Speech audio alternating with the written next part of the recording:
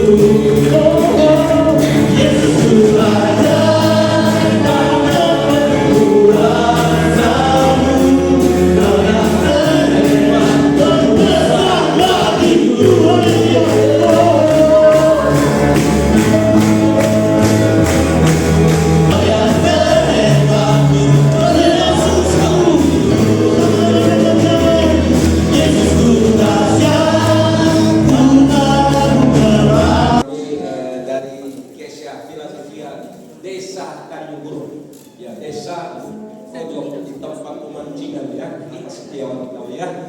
Dan kami bersyukur bisa hadir bersama-sama. Saya dengan tim pengurus dari Kesia Philadelphia. Hari ini kami sih belum ada persiapan, tetapi kami ingin memberikan satu kesaksian oleh Pak Akong lah, bagaimana sih pertolongan Tuhan ya. Kita saling menguatkan, bersaksi terus sampai Tuhan datang. Tuhan sampai Tuhan berkati dan menyertai. Terima kasih Pak Gembala. Izin Pak Gembala. Ya, shalom. Shalom. Puji Tuhan, saya berada di sini di berkat kemurahan Tuhan. Amin. Amin. Perkenalkan saya nama Antoni Setiawiko. Saya punya istri satu, bukan istri, bukan satu. Ada di belakang tengah-tengah Ibu Sundarti. Saya mempunyai anak 3, cucu sudah 6. Umur saya 66 tahun. Ya, puji nama Tuhan ya. Itulah kalau ketika kita melayani Tuhan dengan sungguh-sungguh, ketika kita menabur di ladangnya Tuhan, Tuhan akan memberikan berkat-berkat berkelimpahan. Amin. Anak saya satu sukses, dia sekarang berada di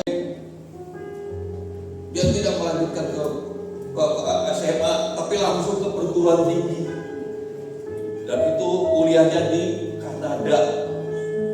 Dan luar biasanya beasiswa 100%. Luar biasa penyertaan Tuhan.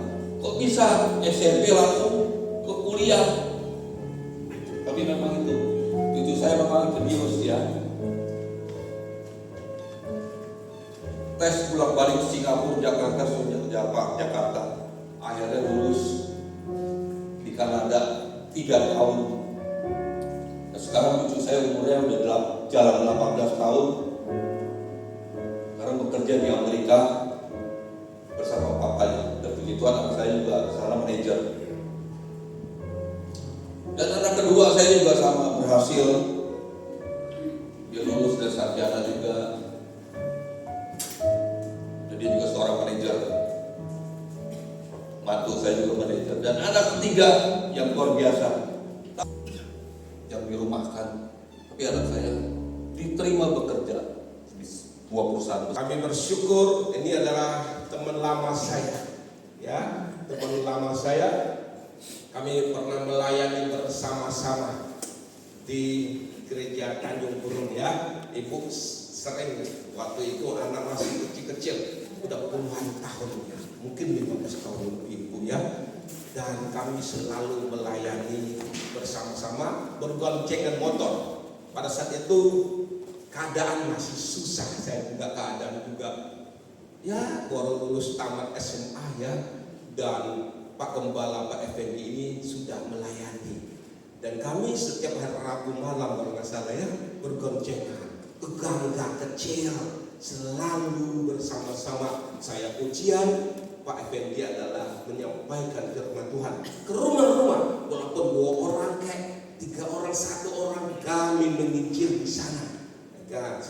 Rabu. Kami berdua pulang di Gonceng ini diundang. Saya datang bersama tim pengurus kami dari GSTA Philadelphia Tanjung Burung, ya. Di Tanjung Burung jauh dari sini merintis, kurang lebih kami 3 tahun. Sama-sama kita masuk dalam firman Tuhan, yaitu judul tema hari ini adalah tempat yang kudus. Tema ini diberikan oleh Pak Gembala, Pak Effendi kepada saya, yaitu tempat yang kudus. Terdapat di dalam Ibrani 9 pasal 9 ayat 1 sampai dengan 4. Demikianlah firman Tuhan. Ibrani pasal 9 ayat 1 dan 4. 1, kita sama-sama membacakan, apa-apa pelan-pelan. Memang perjanjian yang pertama juga mempunyai peraturan-peraturan untuk ibadah dan untuk tempat kudus buatan tangan manusia. Yang kedua, sebab ada suatu kemah, yaitu bagian yang paling depan, dan di situ terdapat kadidian dan meja serta roti sajian.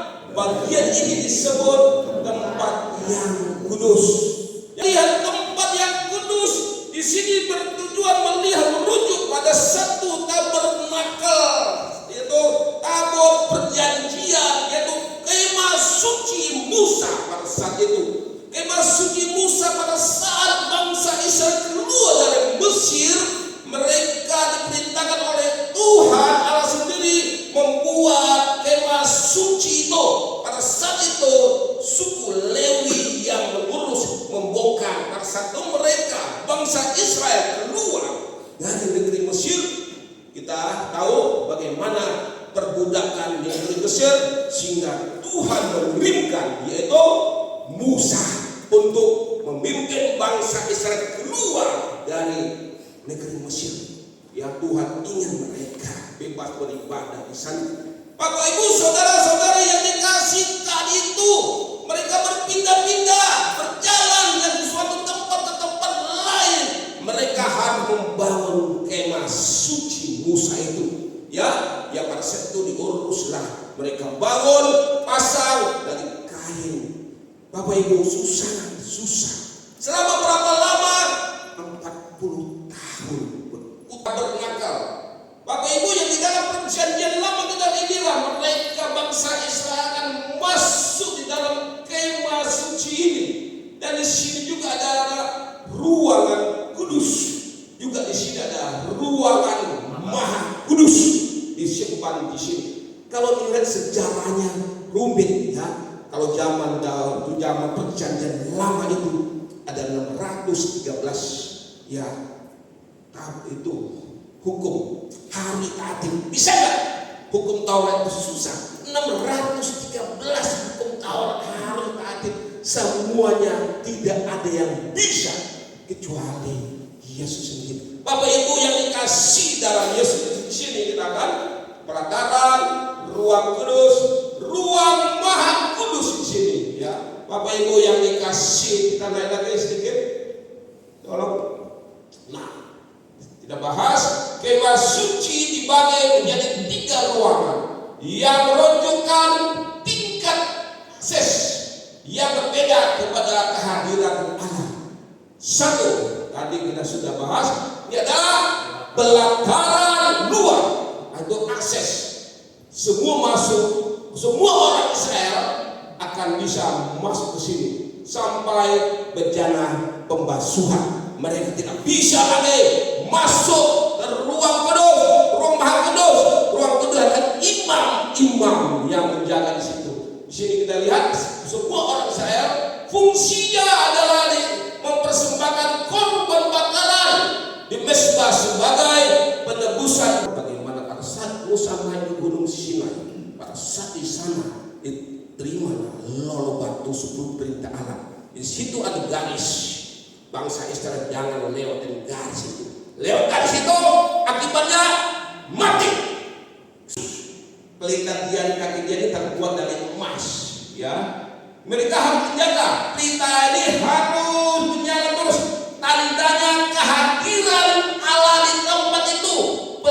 itu harus selalu menyala. Mereka menjaga ini pelitanya ya, di satu pelita, meja roti, meja sajikan, meja roti, melakukan ibadah hati. Termasuk kita semua. Pada saat malam hari dingin, Tuhan mengirimkan tiang api untuk menerangi dan memberikan kehangatan kepada mereka. Bapak Ibu yang dikasih, kamu berpikir Tuhan itu baik, tetapi bangsa kita tidak ada kamsianya, tidak ada terima kasihnya, selalu mengerutu dan mengerutu. Kemudian di sini adalah imam besar, dilakukan 1 tahun sekali, membawa darah domba untuk percikan di dalam. Ya, Bapak Ibu saudara-saudari yang dikasih di dalam Yesus, ini ada tirai pembatas. Dan imam-imam ini nggak boleh iseng. Wah, iseng lihat mati, sangat kudus. Ya, tidak boleh ada tirai pemisah. Jangan suka. Wah, ada apa dengan kita penasaran, ingin. Tetapi kalau dunia layak di hadapan Tuhan, ini ada tirai pemisah. Ya. Imam-imam tugasnya adalah menjaga pelita, roti, dan membakar mesbah tumpah ini. Ini harus menyala terus. Bapak Ibu yang dikasih dalam Yesus Kristus, di sini buat perjanjian. Dan tongkat Musa ada bulu-bulu berisi emas, bulu emas itu berisi manah untuk melambangkan pemeliharaan Tuhan, penyertaan Tuhan di dalam kehidupan kita. Ini terbuat dari kayu berlapiskan emas. Semua yang ada di sini, saya dan saudara Bapak Ibu semua, dan yang ada di dalam dunia, di dalam datang yang baik dan yang akan datang. Bapak Ibu yang dikasih. Kemudian ia telah melintasi kemah yang lebih besar dan lebih sempurna, yang lebih besar, yang lebih sempurna, lebih baik lagi. Bapak Ibu yang dikasih, artinya yang tidak termasuk ciptaan ke-12, dan dia telah masuk 1 kali untuk selama. Menyangkal diri siapa sih ini kita ini? Kita manusia lemah, ya. Apa yang kau hebat sekalipun bukan kaya raya, engkau pada saatnya akan menemui satu namanya kematian. Ya, kita melihat lagi naik ke atas ini. Ya, sini Matius pasal 1 ayat 50-52. Yesus berseru. Yuk sama-sama. Yesus berseru pula dengan suara nyaring, lalu menyerahkan nyawanya. Ngeri ya, menyerahkan nyawanya. Bapak Ibu, ada nggak pengakuannya sebagai imam besar agung, menyelamatkan kita, menebus dosa kita? Tidak perlu lagi kita membawa bakaran domba, tidak ada jantan, ya segala macam, dibawa darahnya mencegah. Karena Tuhan Yesus sudah mengorbankan tubuh untuk menebus dosa dan kita semua. Bapak Ibu yang dikasih di dalamnya dan hidup, tidak seorang pun datang kepada Bapa selain Kristus. Di sini udah pintar-pintar, jadi kok bahasa yang singkat. Di semua kita pintar. Akulah jalan, kebenaran dan hidup. Tidak seorang pun sampai ke rumah kalau tidak mulai. Yesus satu-satunya akses masuk ke rumah Bapa kita di surga.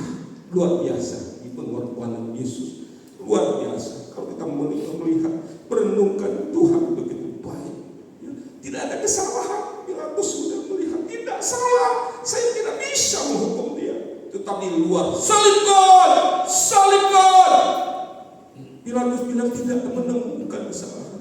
Salibkan dia. Salibkan dia. Bapak Ibu yang dikasih dalam Yesus. Kalau orang gagal, ya suka. Kalau zaman dulu saya ikut paman saya datang, masuk gula 1 bal 50 kilo, sama pakai tusuk tengah itu, ambil seperempat, ya kuduslah kamu, saya suka. Karena aku kudus. Sebab Tuhan kita kudus.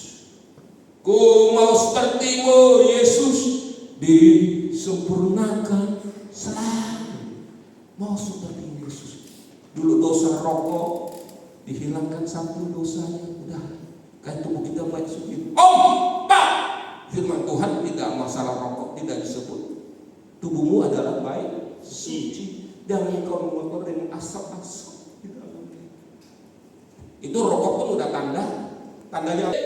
Ya banyak sekarang anak-anak Tuhan, haleluya, haleluya, haleluya, di luar sana ya memberikan pinjaman 1 juta, kemudian bunganya 30%. Ya, ya pernah saya pengalaman teman saya, dia kalau nggak beres bunganya berbunga. Bapak ibu yang sakit serem, ya. Kasihan sehingga dia nggak kuat lagi. Ya tarikan sepi harus bayar juga. Kalau bayar karena apa? Mereka akan melihat kemuliaan. Jaga hati. Ya, semua manusia sudah berdosa. Yaitu Roma 3 ayat 23. Semua manusia telah berdosa, telah kehilangan kemuliaan. Tidak ada manusia yang sempurna. Ada nggak manusia yang sempurna, tidak berbuat dosa, tidak berbuat bohong? Tidak ada.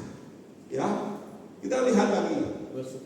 Ya, Matius 5 ayat 21. Bersukacitalah dan bergembira karena upamu di surga. Amin. Sedikit lagi, ayo kesimpulan kali. Nah, ini kesimpulan ya, kesimpulan. Berusaha untuk hidup kudus dan layak juga berkenan, maka engkau akan melihat kemuliaan Allah dan bertahanlah hidup kudus sampai kapan? Akhir. Sampai kapan? Akhir hidup. Akhir hidup. Jaga akhir hidup. Kapan sih kita berakhir dalam dunia ini? Om tahu? Nggak tahu, saya juga tahu. Bagaimana dong? Jaga kekudusan sampai akhir hidup kita, maka engkau akan melihat kemuliaan Tuhan.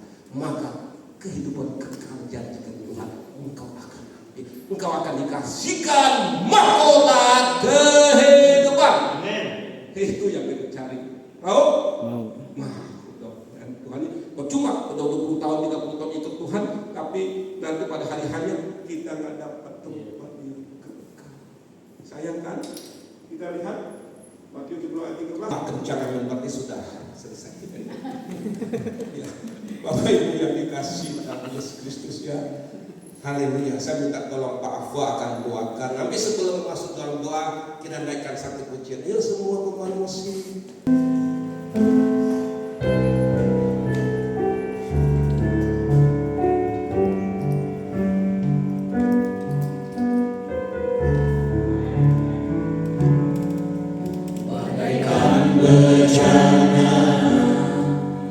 Siap dibentuk, amin.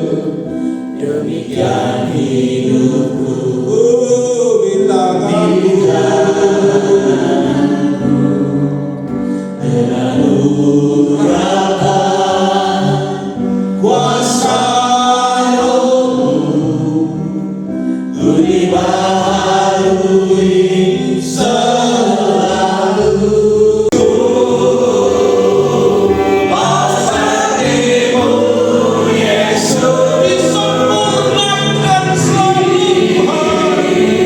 Sempurna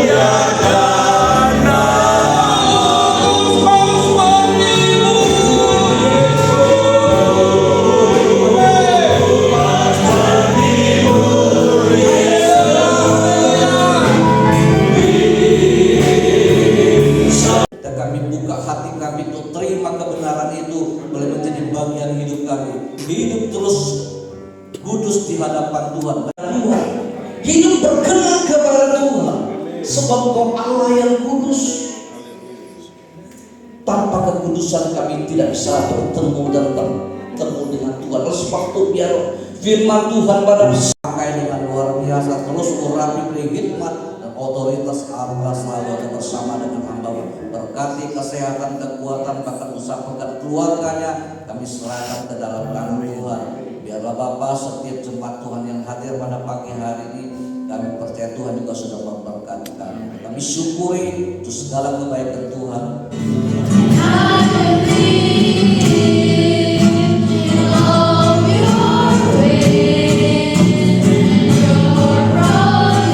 Allah yang kudus, kami telah memuji menyembah Engkau, kami telah mendengarkan firman kebenaran, dan firman ini akan bertumbuh dan berbuah lebat.